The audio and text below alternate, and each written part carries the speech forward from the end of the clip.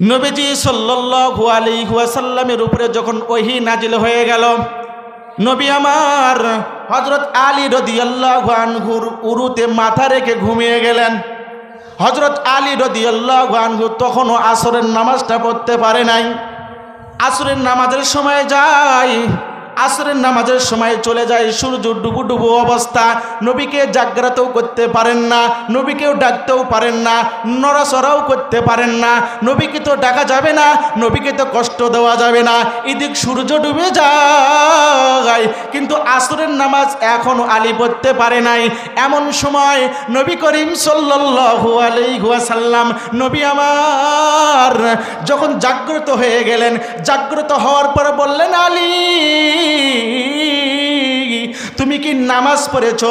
তুমি কি আসরের নামাজ পড়েছো রে আলী? আলী বলেন, ইয়া রাসূলুল্লাহ, ইয়া হাবিবাল্লাহ, আমি এখনো আসরের নামাজ আদায় করতে পারি নাই। নবীজি দেখলেন সূর্য এখন ডুবু ডুবু অবস্থা, এ সময় তো নামাজ পড়া যাবে না। নবীজি আমার আল্লাহ তাআলাকে ডাক দিয়ে বলে, আল্লাহ,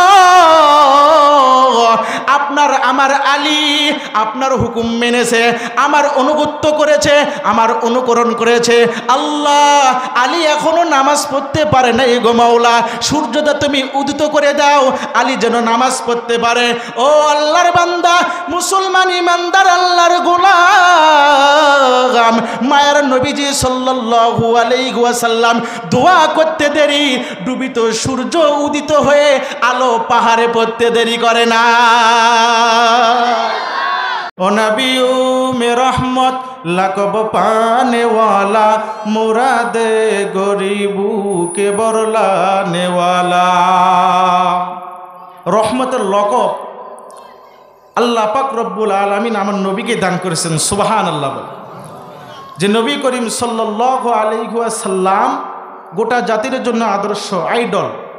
আমরা গ্রাম অঞ্চলে যদি মিলাদ মাহফিল পড়ি, তখন আমাদের কণ্ঠকে বলতে হয় না যে একটু জোরে বলেন। এখানে দরুদ শরীফ পড়ার কথা বলা হলো, দরুদে ইব্রাহিম আমাদের মুখ থেকে আওয়াজ বের হলো না। এজন্যই যে নবী করিম সাল্লাল্লাহু আলাইহি ওয়াসাল্লামের প্রতি মন থেকে দরুদ পড়লে, দিল দিয়ে দরুদ পড়লে, কাল কিয়ামতের ময়দানে আল্লাহ পাকের জান্নাতে যাওয়া সহজ হয়ে যাবে। আপনি যদি রসুলের প্রতি একবার দরুদ পড়েন, আল্লাহর অগণিত ফেরেশতা আছে আপনার মাগফিরাতের জন্য, তারা দোয়া করতে থাকে। একটা ঘটনা বললো, মনে পড়লো যেহেতু বলে দিই। ইমাম গাজ্জালি রহমতুল্লাহি আলাইহি তিনি তার কিতাবের ভেতর লেখেন, নবীজি সাল্লাল্লাহু আলাইহি ওয়াসাল্লাম বলেন, আল্লাহ পাক রব্বুল আলামিন বিশাল বড় একজন ফেরেশতা সৃষ্টি করেছেন, যার এক পাশের বাহু হলো পুরো অর্ধেক দিকে, আরেক পাশের বাহু হলো পুরো অর্ধেক, পুরো পৃথিবীকে সে ঘিরে নিয়েছে। আল্লাহ পাক রব্বুল আলামিন ওই ফেরেশতাকে বলে, এ ফেরেশতা, আমার আরশে আজিমের নিচে একটা নূরের নহর রয়েছে, এই নূরের নহরের ভিতর তুমি ডুব দাও, এবং ডুব দেওয়ার পর তুমি তোমার শরীরটা একটু ঝাড়া দাও, এবং তুমি শরীর যে ঝাড়া দিবা, তোমার শরীর থেকে যতগুলো পানির ফোঁটা পড়বে, প্রত্যেকটা ফোঁটার বিনিময়ে আমি আল্লাহ একটা করে ফেরেশতা সৃষ্টি করব। আর তাদের কাজ হবে যে দুনিয়াতে আমার প্রিয় হাবিব মুহাম্মদ রাসূলুল্লাহ সাল্লাল্লাহু আলাইহি ওয়াসাল্লামের প্রতি একবার যে দিল থেকে দরুদ পড়বে, সমস্ত ফেরেশতাদের দায়িত্ব হলো ওই উম্মতের জন্য, মাগফিরাতের জন্য আল্লাহ তাআলার কাছে দোয়া করা। জোরে বলি সুবহানাল্লাহ। আমি যতক্ষণ কথা বলবো একটু হা হু সুবহানাল্লাহ বলা যাবে তো ইনশাআল্লাহ? আমার আলোচ্য বিষয় দিয়েছে নামাজ সম্পর্কে, এর নামাজের উপরে ভিত্তি করে কয়েকটি কথা বলবো। আমা তৌফিক ইল্লা বিল্লাহ। এর আগে সুবহানাল্লাহ আলহামদুলিল্লাহ মাঝে মাঝে বলা যাবে তো ইনশাআল্লাহ? এর বিশাল বড় ফজিলত রয়েছে, কারণ হাদিসের ভিতর রয়েছে, কেউ মন থেকে যদি একবার সুবহানাল্লাহ দিলটাকে আল্লাহর দিকে লাগাইয়া, দিলটাকে আল্লাহর দিকে লাগাইয়া একবার সুবহানাল্লাহ বলে, নবীজি বলেন আসমান এবং জমিনের মাঝে ফাঁকা জায়গাটা আল্লাহ তার জন্য নেকির দ্বারা পরিবর্তন করে দেয়। জোরে বলা যাবে? এইবারকে দেখবো আপনাদের কেমন ঈমানি তেজ। একটা ঘটনা বলে আমি আমার আলোচনায় শুরু করব। সম্মানিত হাজিরিন, গভীর মনোযোগ। পৃথিবীর ভিতর বিশ্ববিখ্যাত আলেমের ভিতর একজন হলেন পাকিস্তানের মুফতি জুলফিকার আহমদ নকশবন্দি দামাত বরকাতুহুম। তিনি তার কিতাবের ভিতর লেখেন, ইউসুফ পয়গম্বর আলাইহিস সালাতু ওয়াস সালাম যখন তার জনগণকে ইলিপ দিতে লাগলেন, আমাদের সমাজের ভিতর মেম্বার যখন চেয়ারম্যান যখন আমাদেরকে চাল দেয় আসে না নাই? ইউসুফ পয়গম্বর আলাইহিস সালাতু ওয়াস সালাম হলেন দেশের সরকার। তিনি যখন নিজ জনগণকে যখন একত্রিত করে আহ্বান করে যখন চাল বিতরণ করে, খাদ্য বিতরণ করে, এক ব্যক্তি ইউসুফ পয়গম্বর আলাইহিস সালাতু ওয়াস সালামের নিকটে আসলেন, বললেন আমাকে চাল দেন। তাকে চাল দেওয়া হলো। ওই ব্যক্তি আবার ইউসুফ পয়গম্বর আলাইহিস সালাতু ওয়াস সালামকে বললেন, আল্লাহর পয়গম্বর আমাকে আর একটু চাল দেন। ইউসুফ পয়গম্বর আলাইহিস সালাতু ওয়াস সালাম তাকে আবারও চাল দিলেন। এই ব্যক্তি দ্বিতীয়বার চাল পাওয়ার পর, খাদ্য পাওয়ার পর বললেন, পয়গম্বর আমাকে আর একটা বার খাদ্য দেন। আচ্ছা বলেন দেখি, একজনই যদি 2-3 বার দাবি করে আর লোক আসে না নাই? জোরে কথা বলে না? ইউসুফ পয়গম্বর আলাইহিস সালাতু ওয়াস সালাম বললেন, এ আল্লাহর বান্দা, তোমাকে এক এক করে যদি 3 বার দেই রে আল্লাহর বান্দা, আমার আরো জনগণ আছে, তাদেরকে আমি কি দিব? এইবার এই ব্যক্তি বলেন, আল্লাহর পয়গম্বর আপনি যদি আমার পরিচয় জানেন, আপনি যদি আমার পরিচয়টা শোনেন, আমি যতবার চাবো আপনি ততবার দিতে বাধ্য হবেন। সুবহানাল্লাহ। ইউসুফ পয়গম্বর আলাইহিস সালাতু ওয়াস সালাম বললেন, তোমার পরিচয়টা আমাকে জানাও। এইবার ওই ব্যক্তি বলেন, আল্লাহর পয়গম্বর আমার পরিচয় হলো, জুলাইখা যখন তোমাকে মিথ্যা তহমত দিত, যখন জুলাইখা তোমার জন্য মিথ্যা তহমত বাদশার কাছে নালিশ করলো, ছোট্ট একটা বাচ্চা যখন তোমার পবিত্রতার ঘোষণা দিয়েছিল, ওইটা কেউ নয়, ওইটাই হলাম আমি, আল্লাহর বান্দা। সুবহানাল্লাহ বলেন। ইউসুফ পয়গম্বর যখন আজিজে মিশরে বাদশার কাছে ছিলেন, তার বাদশার বউ ইউসুফের প্রেমে পড়ে গিয়েছিলেন জুলাইখা।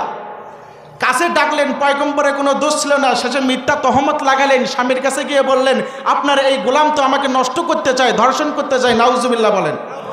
পয়গম্বরের নামে মিথ্যা তহমত দিয়েছিলেন।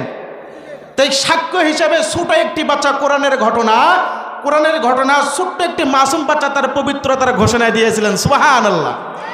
ওই ব্যক্তি বলেন, ইউসুফ ওই ব্যক্তি হলাম, ওই শিশুটা হলাম আমি, বলি সুবহানাল্লাহ। ইউসুফ পয়গম্বর আলাইহিস সালাতু ওয়াস সালাম যখন দেখলেন, বলে হ্যাঁ তুমি কি সেই ছোট্ট শিশু?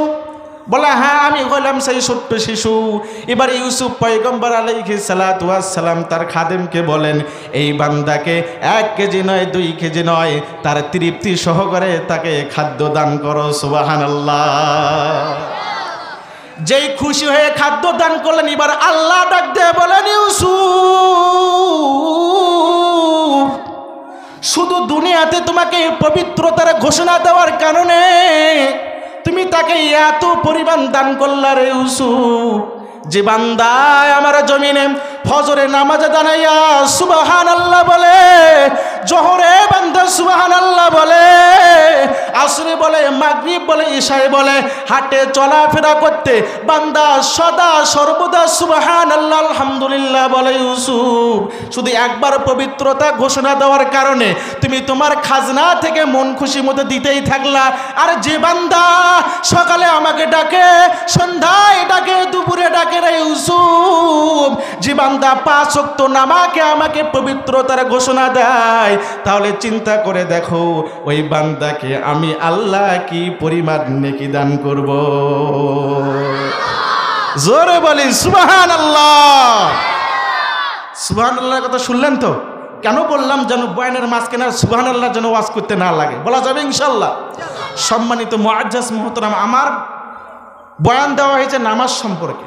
পবিত্র কালামুল্লাহ শরীফ থেকে একটা আয়াত তেলাওয়াত করেছি। আল্লাহ পাক বলেন, যার অর্থ নামাজ বলেন, নামাজি বলেন, আলেম বলেন, বেগয়রে আলেম বলেন, সবাই অর্থ জানে। ওমা খালাকাতুল জিন্না ওয়াল ইনসা ইল্লা লিয়াবুদুন। আল্লাহ তাআলা জিন জাতি, মানব জাতিকে সবাইকে সৃষ্টি করেছেন কিসের জন্য? আল্লাহর দাসত্ব, গোলামি, ইবাদত করার জন্য। এটা তো জানেন। কথা বলেন, এদিক ওদিক তাকাবেন না প্লিজ। আল্লাহর রাস্তায় বলি, মনোযোগ দেন, কিছু শুনতে পারবেন। আল্লাহ তাআলা আমাদেরকে কি জন্য সৃষ্টি করেছেন? কথা এখন প্রশ্ন হতে পারে, হুজুর আল্লাহর ইবাদত কতদিন পর্যন্ত করব, আমরা কতক্ষণ পর্যন্ত করব? 1 বছর, 2 বছর, 3 বছর, 4 বছর, ঠিক আছে কিনা? আল্লাহ কোরআনে বলেন ওয়াবুদ রাব্বাকা হাত্তা ইয়াতিয়াকাল ইয়াকিন, মৌত আসা পর্যন্ত বান্দা তোমাকে আমার ইবাদত চালায় যেতে হবে। বলি সুবহানাল্লাহ।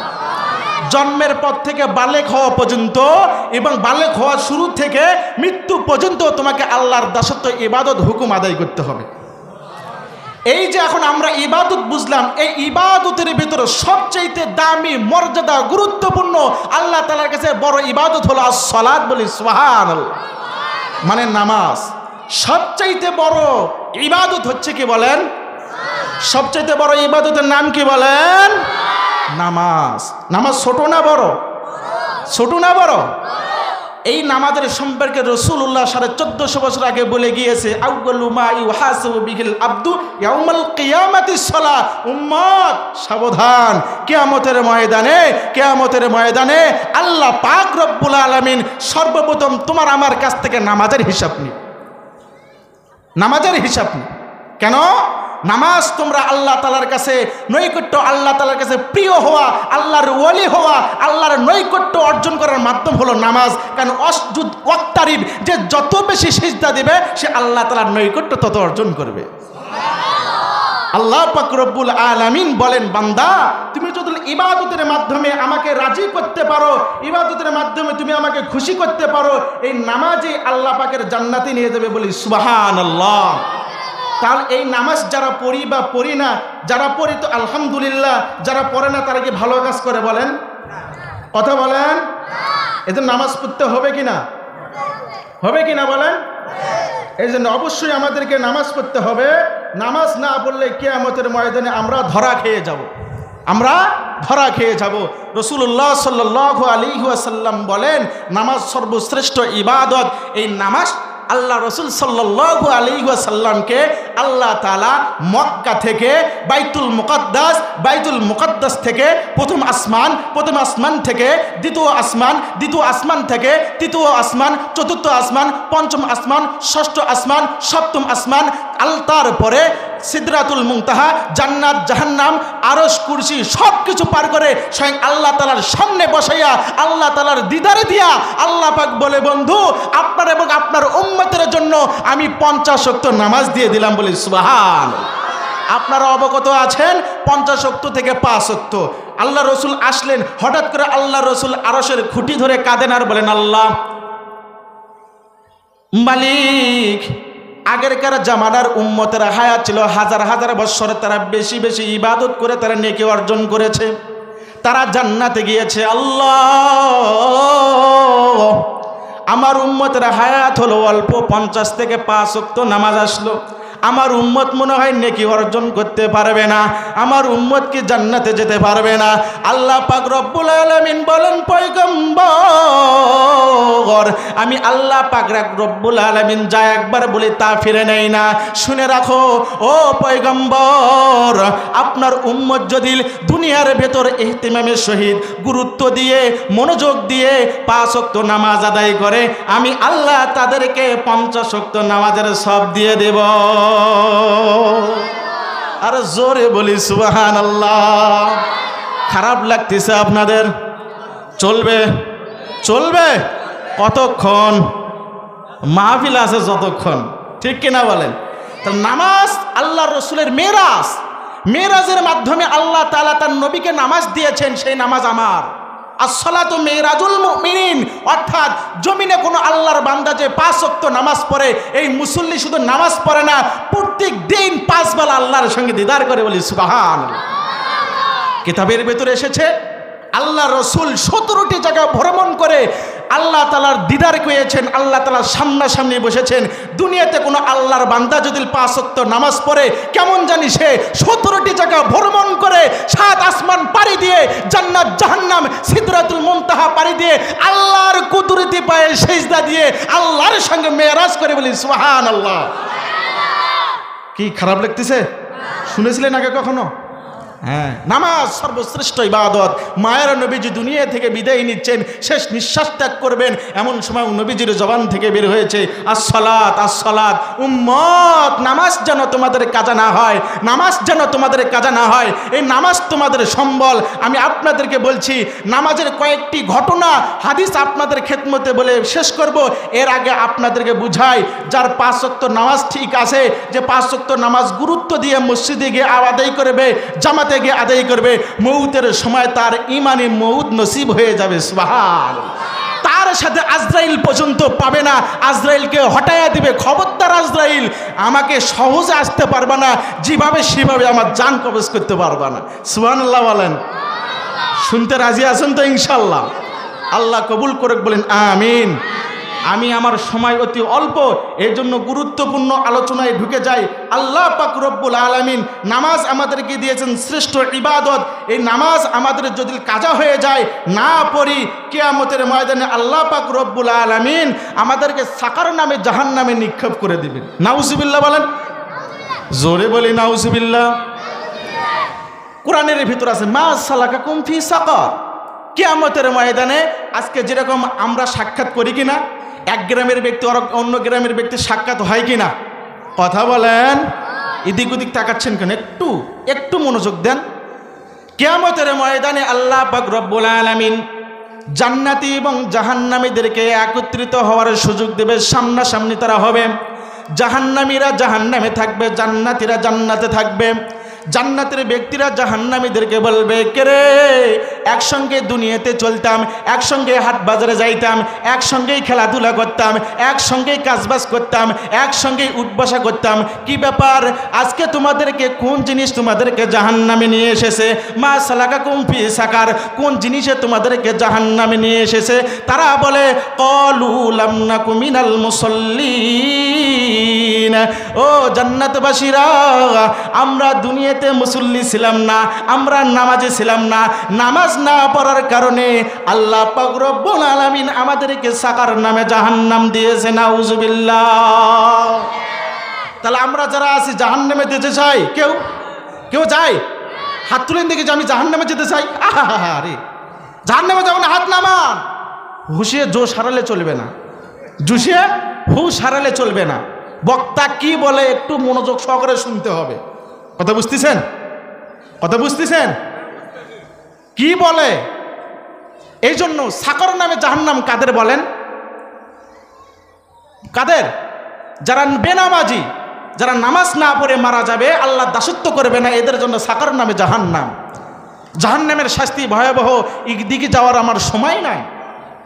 আল্লাহর রসুল বলেন, তাহলে কোরআনের আয়াত নাজিল হয়ে গেল, যারা বেনামাজি তারা সাকার নামে জাহান্নামে যাবে, আর যারা নামাজের গুরুত্ব দিবে, ইহতিমামের সহিত 5 ওয়াক্ত নামাজ সুন্দর করে অজু করে পরিপাটি সুন্দর পোশাক পরিধান করে জামাতে গিয়ে নামাজ আদায় করবে, আল্লাহর রসুল বলেন উলাইকা ফি জান্নাতিন মুকরামুন, সে আল্লাহর জান্নাতে চলে যাবে। বলি সুবহানাল্লাহ।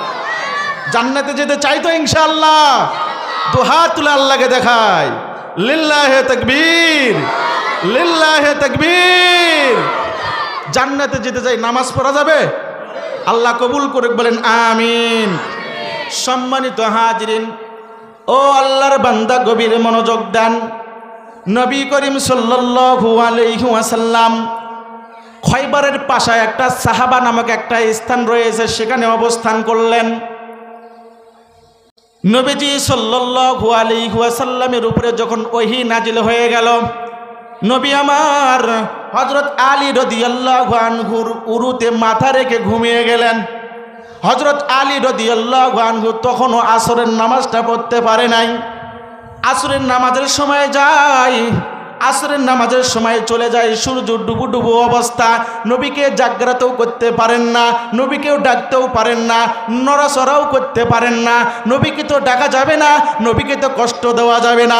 এদিক সূর্য ডুবে যায়, কিন্তু আসরের নামাজ এখনো আলী পড়তে পারে নাই। এমন সময় নবী করিম সাল্লাল্লাহু আলাইহি ওয়াসাল্লাম, নবী আমার যখন জাগ্রত হয়ে গেলেন, জাগ্রত হওয়ার পরে বললেন, আলী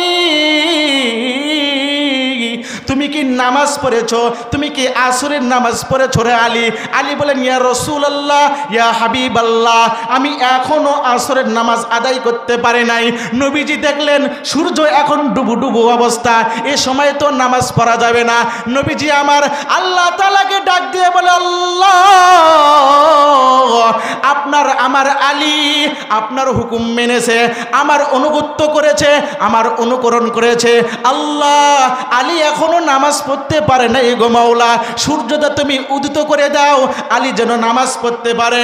ও আল্লাহর বান্দা, মুসলমান ইমানদার আল্লাহর গোলাম, মায়ের নবীজি সাল্লাল্লাহু আলাইহি ওয়াসাল্লাম দোয়া করতে দেরি, ডুবিত সূর্য উদিত হয়ে আলো পাহাড়ে পড়তে দেরি করে না। হযরত আসমা রাদিয়াল্লাহু আনহা বলেন, ডুবিত সূর্য যখন উদিত হয়ে গেল, আলী রাদিয়াল্লাহু ইবাদত, নামাজ কত বড় গুরুত্বপূর্ণ ইবাদত, যে ইতিহাস থেকে ঘটনা থেকে আমরা জানলাম।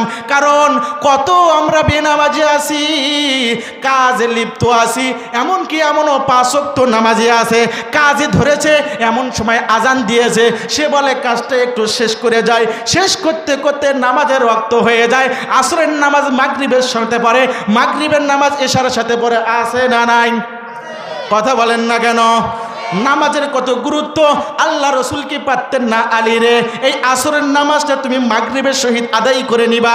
আল্লাহর রসুল বললেন, না রে না, আসরের নামাজ টাইম মতোই পড়তে হবে। ইন্নাস সলাতা কানাত আলাল মুমিনিনা কিতাবাম মাওকুতা, নির্দিষ্ট সময়ে আউয়াল ওয়াক্তে নামাজ পড়তে হবে। এ মুসলমান আল্লাহর গোলাম, নামাজ ছাড়া কোনো বিকল্প কোনো পথ নাই। যার নামাজ নাই, যার নামাজ নেই সে ফাসেক, যে নামাজ পড়ে না সে ফাসেক, যে নামাজ পড়ে না তার বাড়িতে খাওয়া যাবে না, যে নামাজ পড়ে না তার বাড়িতে ইফতার করা যাবে না, যে নামাজ পড়ে না তার ঈমানটা বড় দুর্বল। কেন? মুসলমান এবং হিন্দু মুশরিকদের ভেতর পার্থক্য হলো নামাজ। আমরা নামাজ পড়ি আর তারা পড়ে না, ঠিক কিনা বলেন? আজকে মুসলমান বলেন কি হিন্দু কি মুসলমান চেনা যায় না। হিন্দুরাও ধুতি পরে, মুসলমানও ধুতি পরে, হিন্দুরাও সাদা কাপড় পরে, মুসলমানও সাদা কাপড় পরে। হিন্দুদের মুখে দাড়ি নাই, মুসলমানদের মুখে দাড়ি নাই। ওরাও আজানের সময় অপমান করে পিঠ আল্লাহকে দেখা যায়। মুসলমানদের সামনে আসরের নামাজের আজান হয়, সে ব্যাগটা নিয়ে মসজিদের দিকে পিঠ দেখায়া আল্লাহকে কেমন জানি বলে, আল্লাহ তুমি আজান দিয়েছো, তোমার আজান হয়েছে, আমি আমার কাজে গেলাম, নাউজুবিল্লাহ বলি। এরকম গাদ্দারি আমরা করি কিনা বলেন? গাদ্দারি করি কিনা? এই জন্য ভাই, আল্লাহর সঙ্গে গাদ্দারি চলে না, আল্লাহর সঙ্গে গাদ্দারি চলে না। আপনাকে আল্লাহ রব্বুল আলামিন নামাজের জন্য সৃষ্টি করেছেন, ইবাদতের জন্য। আপনার বাড়ির মুরুখটা, আপনার বাড়ির কুকুরটা, আপনার বাড়ির সমস্ত মাখলুকগুলো আপনাকে নামাজের জন্য আহ্বান করে, আপনার মুরুখগুলো আপনাকে আহ্বান করে। দেখেন ফজরের আগে মুরুখগুলো কুহু কুহু শব্দ বলে, এই কুহু কুহু মানে আপনার কানে যায়, এর মানে সে এই ফজরের আগে এইটা তার সিস্টেম না, সেটা তার মালা না, এইটা তার তাসবি না, এইটার হুঁশিয়ার হলো আল্লাহর বান্দা। ও আমার মালিক, তুমি আমাকে খাদ্য দাও, আমি তোমার বাড়িতে থাকি, ওই তো ফজরের আজান হয়েছে, একটু মসজিদে যাও না, এই জন্য কুহু কুহু শব্দ করে। আপনি ভাবেন এটা মুরগের একটা বৈশিষ্ট্য, ফজরের আগেই ডাকে। আছে না নাই?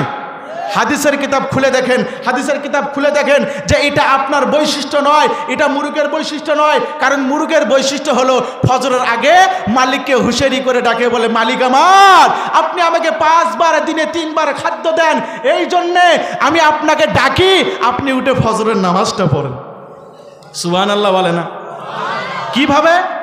হাদিস থেকে ঘটনা নেন।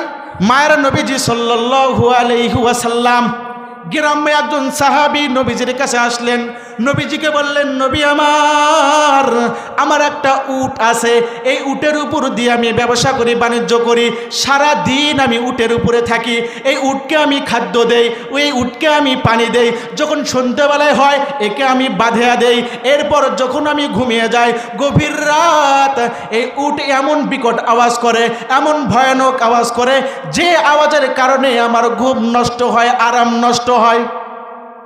নবীজির কাছে যখন নালিশ করলেন, এইবার আল্লাহ রসুল সাল্লাল্লাহু আলাইহি ওয়াসাল্লাম দরদি নবী মায়ার নবীজি রহমাতুল লিল আলামিন নবী বলে শুধু তোমার কথা শুনলেই হবে না, উটের কাছ থেকেও আমাকে শুনতে হবে। সুবহানাল্লাহ বলেন। এ মুসলমান, আমার নবী শুধু আপনার আমার নবী নয়, পিপিলিকার নবী, উটের নবী। হাদিসের ভিতর পাওয়া যায় এক সাহাবী বলেন, ইয়া রাসূলুল্লাহ, আমার উটটা পাগল হয়ে গিয়েছে, তার কাছে যাওয়া যায় না।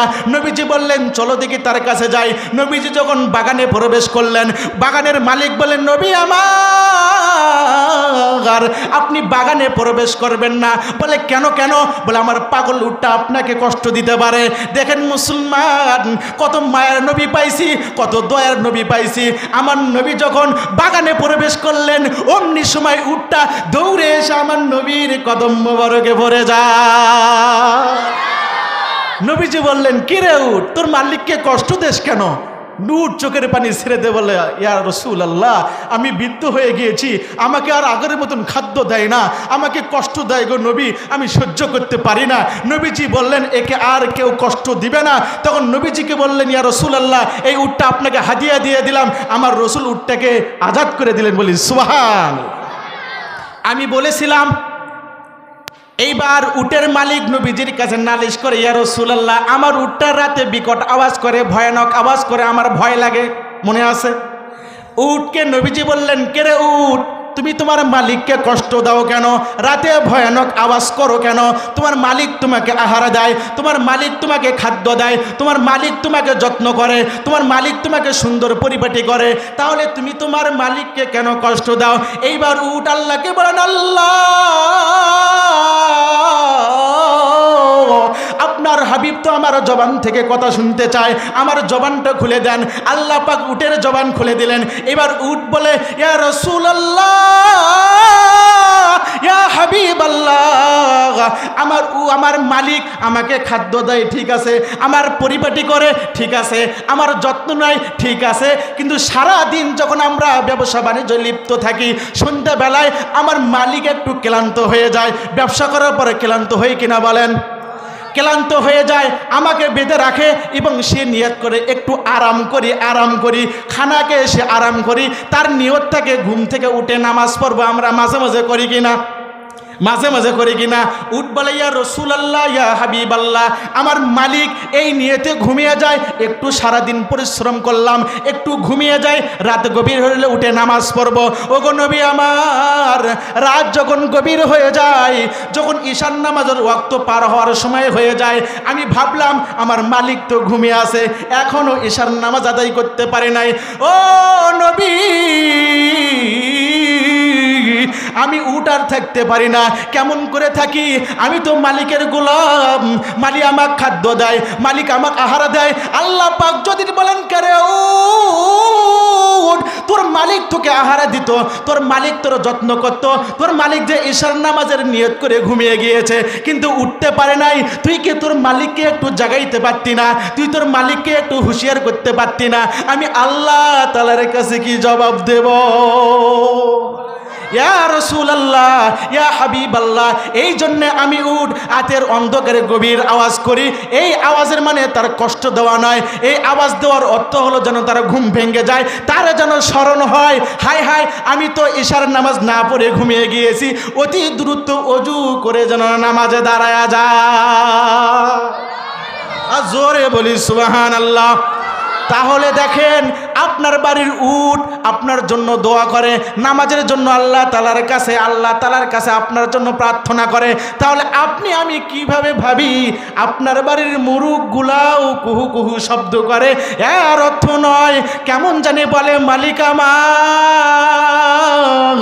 আপনি ফজরের নামাজটা পড়েন বলে কেন?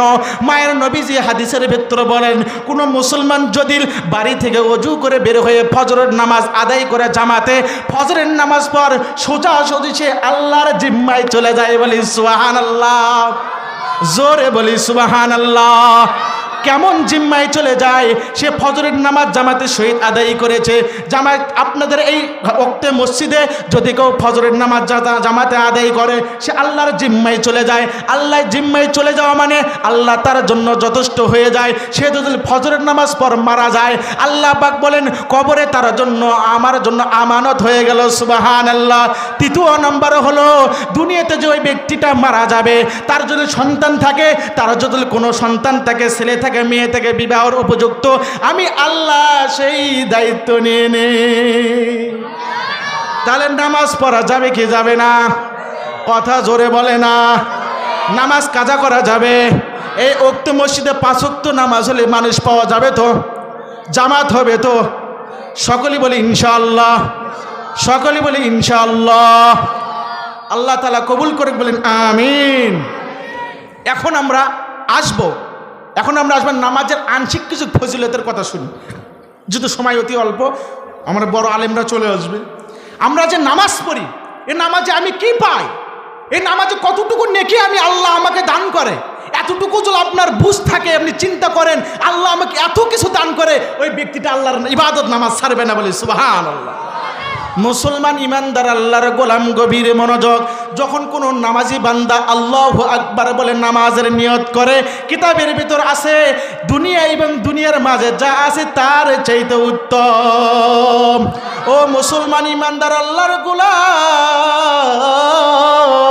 কিতাবের ভিতর পাওয়া যায় নামাজি ব্যক্তি যখন ইমাম সাহেব বলবে আল্লাহু আকবার, ওই মুক্তাদি যখন ইমাম সাহেবের সহিত আল্লাহু আকবার বলে হাত বাঁধে, কিতাবের ভিতর পাওয়া যায় 1000 উট আল্লাহ রাস্তার দান করার চাইতে উত্তম।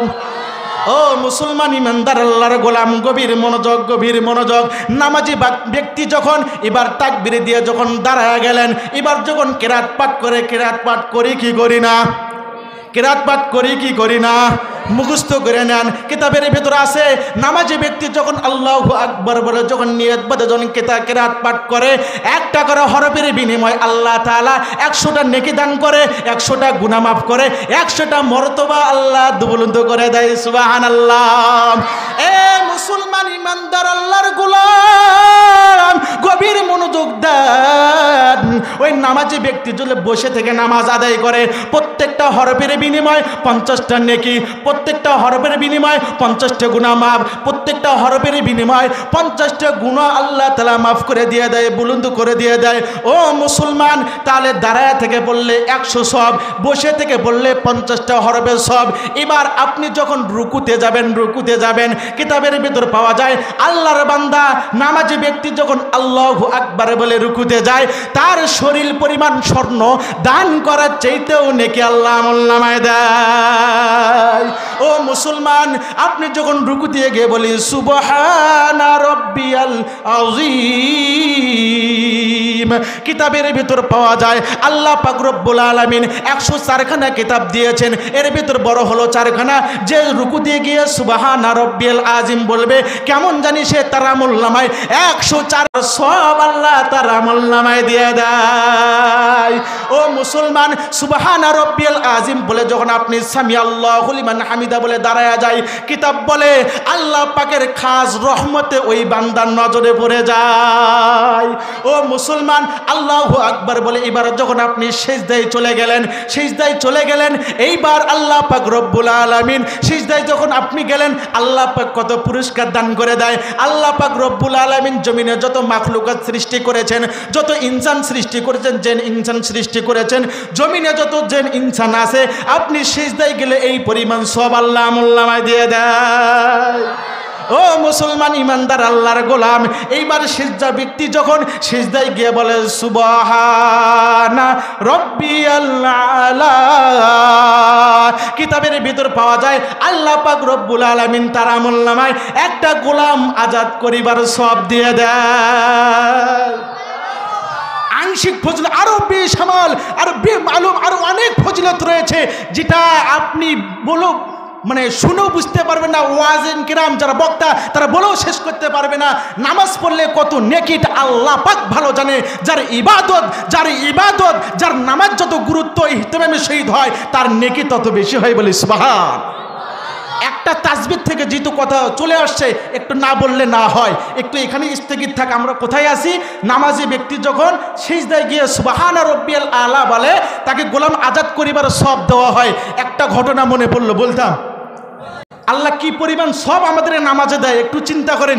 এইগুলো নিয়ত করে যদি আপনি নামাজ পড়েন, অবশ্যই নামাজ আপনার ফায়দা দিবে, বলি সুবহান। এর আগে আপনাদেরকে একটু বুঝতে হবে, ও মুসলমান ইমানদার আল্লাহর গোলামে, একটু গভীর মনোযোগ।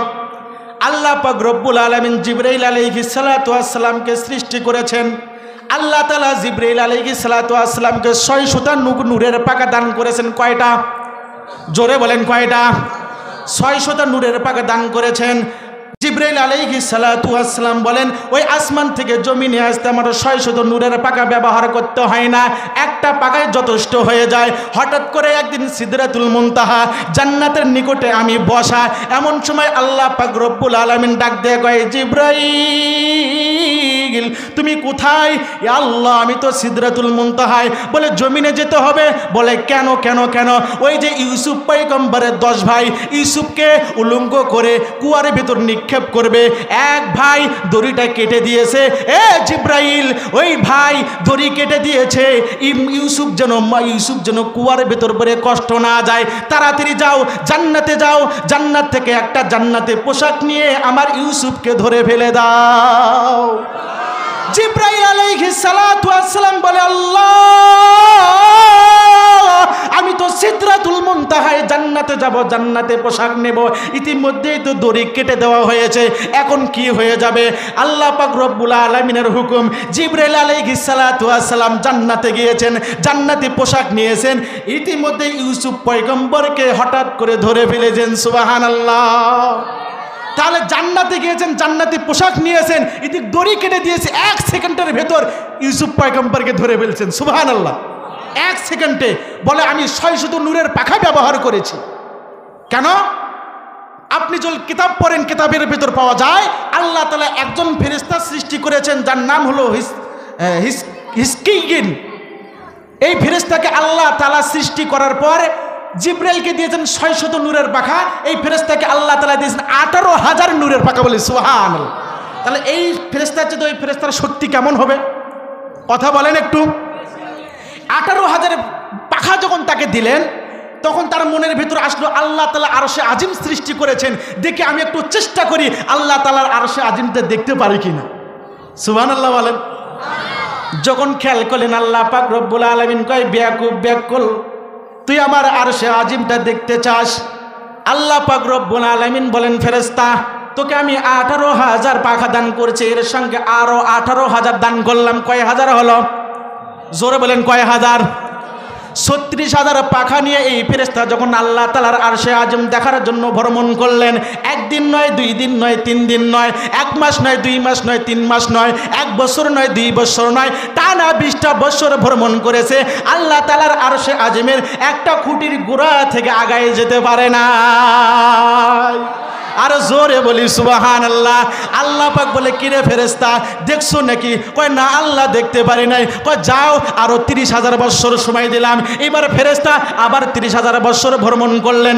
এবার 50,000 বছর ভ্রমণ করার পর আল্লাহ তাআলার আরশে আজিমের একটা কুটির গোড়া থেকে আগা পর্যন্ত যেতে পারে না। আল্লাহ রসুল সাল্লাল্লাহু আলাইহি ওয়াসাল্লাম জিবরাইলকে বললেন, ও জিবরাইল, ওই ফেরেশতা যে 50,000 বছর অতিক্রম করলো, আল্লাহ তাআলার আরশে আজিম ঘুরে দেখতে পারে নাই, সে বলছিল সুবহানা রাব্বিয়াল আলা। ও জিবরাইল, নবীজি জিবরাইলকে বললেন, আমার কোনো উম্মত যদি সুবহানা রাব্বিয়াল আলা বলে, চাই নামাজে হোক, চাই নামাজের বাইরে হোক, আল্লাহ তাআলা আমার উম্মতকে কি পরিমাণ নেকি দান করবে? জিবরাইল আলাইহিস সালাতু ওয়াস সালাম বলেন, ওগো নবী আমার, আপনার কোনো উম্মত যদি নামাজে সুবহানা রাব্বিয়াল আলা, চাই নামাজের বাইরে সুবহানা রাব্বিয়াল আলা পড়ে, আল্লাহ পাক রব্বুল আলামিন আসমান সৃষ্টি করেছেন, আল্লাহ পাক রব্বুল আলামিন জমিন সৃষ্টি করেছেন, আল্লাহ পাক রব্বুল আলামিন বড় বড় পাহাড়গুলোকে সৃষ্টি করেছেন, আল্লাহ পাক রব্বুল আলামিন কুরসি সৃষ্টি করেছেন, আরশে আজিম সৃষ্টি করেছেন। ও মুসলমান, গভীর মনোযোগ দেন। আল্লাহ তাআলার আসমান, আল্লাহ তাআলার জমিন, আল্লাহ তাআলার কুরসি, আল্লাহ তাআলার আরশ যদি এক পাল্লায় রাখা হয়, পাল্লায় আর সুবহানা রব্বিয়াল আলা যদি এক পাল্লায় রাখা হয়, নবী বলেন, জিবরাইল বলেন, ইয়া রাসূলুল্লাহ, আপনার কোনো উম্মত যদি নামাজে হোক নামাজের বাইরে হোক সুবহানা রব্বিয়াল আলা বলে, বলতে দেরি ওই পাল্লাটা ভারী হতে দেরি হবে না। ও মুসলমান, গভীর মনোযোগ দেন। এবার কিতাবের ভেতর পাওয়া যায় কেউ যদি সুবহানা রব্বিয়াল আলা বলে তাকে এই পরিমাণ সওয়াব আল্লাহ দান করে।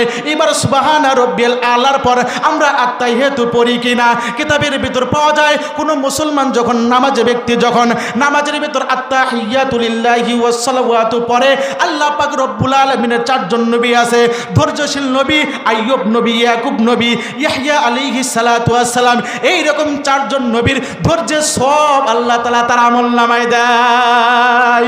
এইবার নামাজে ব্যক্তি যখন আত্তাহিয়াতুর পর দরুদ শরীফ পাঠ করে, দরুদ শরীফ পাঠ করলে আল্লাহ পাক রব্বুল আলামিন 10টা গুনাহ মাফ করে দেয়, 10টা নেকি আল্লাহ দান করে দেয়, 10টা গুনাহ মাফ করে দেয়, 10টা মর্তবা আল্লাহ বুলন্দ করে দেয়। সুবহানাল্লাহ। এবার নামাজে ব্যক্তি যখন দরুদ শরীফ পাঠ করার পর দোয়া মাসুরা পড়ে যখন সালাম ডানে দেয়, সালাম বামে দেয়, এবার আল্লাহ পাক রব্বুল আলামিন ডাক দিয়ে বলে, রে গোলাম, এত ব্যস্ততার মাঝে তুমি আমাকে ভুলো নাই, এত পেরেশানির মাঝে তুমি আমাকে ভুলো নাই। এ বান্দা, তোকে গরিব করে পাঠাইছি, তোমার সংসারে চলে না, সারাদিন তুমি কষ্ট করো, মানুষের বাড়িতে কাজ করো, তোমার শরীর চলে না, তোমার শরীরটা দুর্বল, এরপরেও এই ওক্ত নামাজে 5 ওক্ত আজান হয়, তুমি 5 ওক্ত গিয়ে জামাতে নামাজ আদায় করো। এ বান্দা, দোয়া মাসুরা পরে যখন তুমি ডানে সালাম দাও বামে সালাম দাও, আল্লাহ পাকের ঘোষণা, এ বান্দা, আমি জান্নাতের 8 দরজা খুলে দিলাম, তোমার যে দরজা দিয়ে মন চায় আমার বানানো জান্নাতে তুমি চলে যাও। আর জোরে বলি সুবহানাল্লাহ। যেহেতু হুজুর আসছে শেষ, আর 1 মিনিটে একটা কথা বলে শেষ করব। এই নামাজ যে আপনি পড়বেন, এই নামাজটাই যত আপনার যত্নশীল হবে তাহলে আল্লাহকে পাবেন, এই নামাজের সবগুলো পাবেন। এই নামাজ আমরা পড়ি, ব্যবসা বাণিজ্যের কথা মনে পড়ে, নামাজ পড়ি, স্ত্রী সন্তান সবার কথা মনে পড়ে, আসে না নাই? এই যে এই কথাটা মনোযোগ দেবেন, এইটা মনে রেখে নামাজ পড়লে আপনার আমার নামাজের ফায়দা হবে। এক ব্যক্তি নাম হলো আসেম বিন ইউসুফ রহমতুল্লাহি আলাই। আসেম বিন ইউসুফ রহমতুল্লাহি আলাই হাতিমুল আসেম রহমতুল্লাহি আলাই বুজুর্গকে জিজ্ঞাসা করলেন, হুজুর, আপনি কিভাবে নামাজ পড়েন আমাকে একটু বলেন তো। ওই হাতিমুল ব্যক্তি হাতেম রহমতুল্লাহি আলাই বললেন যে, শোনো, আসেম বিন ইউসুফকে জিজ্ঞাসা করলেন, আমি নামাজ যখন পড়ব, আজান যখন হয়ে যায় তা আমি গুরুত্ব দিয়ে সুন্দর করে অজু করি, আমার একটা পশম যেন ভিজা না থাকে। অজু সুন্দর করে করার পর আমার যে পোশাক আছে এর ভেতর যেটা সুন্দর পোশাক এটা আমি পরিধান করি, কেন আমি আল্লাহর সামনে দাঁড়াবো। এরপর যখন নামাজের মুসল্লায় দাঁড়াই আমি নিয়ত করি আমার সামনে হলো কাবা, আমার সামনে কাবা, ডানে জান্নাত, বামে জাহান্নাম, পেছনে আজরাইল, উপরে আমার আল্লাহ, আমার পাটা ফুল সিতারের উপর দাঁড়ানো আছে। এইবার বলি, আল্লাহ, এইটা আমার জীবনের শেষ নামাজ, মাওলা, আমি আর সুযোগ পাবো না। আমি এই ধ্যান খেলে আমি আল্লাহু আকবার বলে নিয়ত বলে নামাজে দাঁড়াই। আসেম বিন ইউসুফ রহমতুল্লাহি আলাই বললেন, হযরত, আপনি নামাজ এভাবে কতদিন যাবত পড়েন? তিনি বলেন, আমি একদিন নয় 30 বছর যাবত এইভাবে নামাজ আদায় করি। বলি সুবহানাল্লাহ। এইবার আসেম বিন ইউসুফ কেঁদে কেঁদে বলে, বেগুনা নাক জাস্তে বর্মা সাথে বাহু জুড়ে দিল না করদম তো আতে, বেগুনা নাক জাস্তে বর্মা সাথে বাহু জুড়ে দিল না করদম তো আতে।